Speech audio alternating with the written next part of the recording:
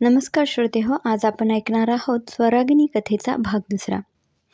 सुरेश रावांचे निधन झाल्याचे आपण मागच्या भागात वाचले होते. आता पुढे. अचानक ओढावलेल्या परिस्थितीमुळे अनघा कोलमडून पडली होती. थोडे दिवस नातेवाईक सांत्वन करून गेले होते. आता मात्र रागिनीसाठी तिला स्वतःला सावरायचे होते. समोर फक्त अंधार दिसत होता. मदतीसाठी तसा त्याच शहरात तिचा भाऊ होता, पण त्याच्यावरही आपले ओझे नको म्हणून अनघाने उभ्या राहिलेल्या परिस्थितीतून आपणच मार्ग काढायचा ठरवले. आपल्या लाडक्या लेकीच्या चेहऱ्याकडे बघत तिने स्वतःला सावरायला सुरुवात केली. रागिनी तर बाबा गेलेत हे मानायला तयार होत नव्हती.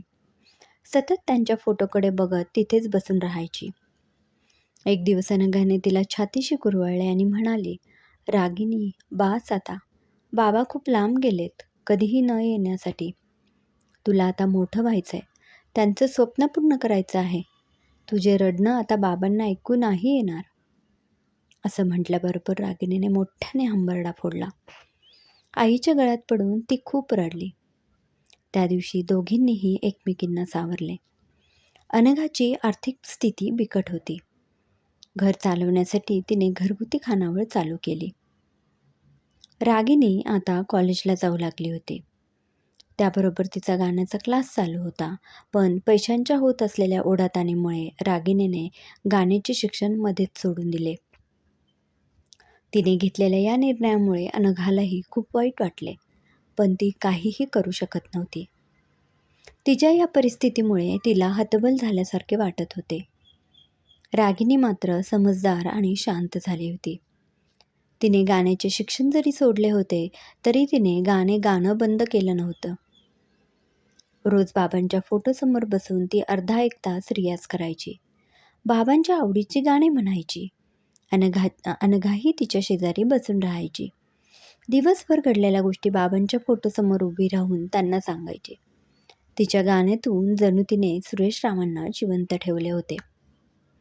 बाबांचे स्वप्न पूर्ण करण्याची एक संधी मिळावी यासाठी देवाची ती मनोमन रोज प्रार्थना करीत होती.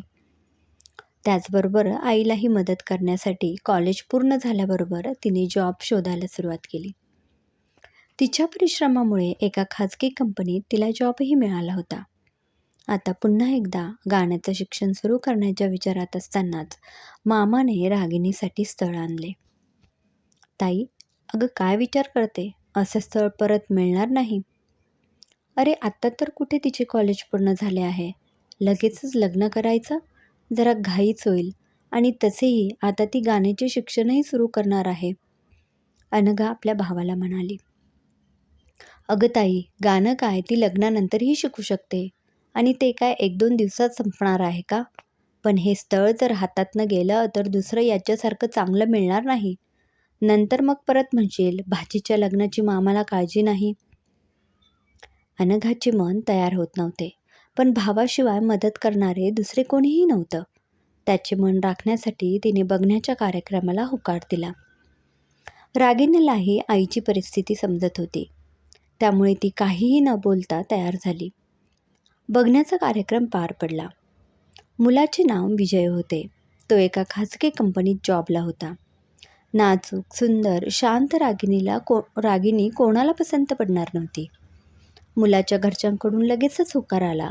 त्यामुळे अनघाही धीर करून मुलाच्या आईला आनंदीताईंना म्हणाली, माझ्या रागिनीने लहानपणापासून खूप दुःख भोगले आहे.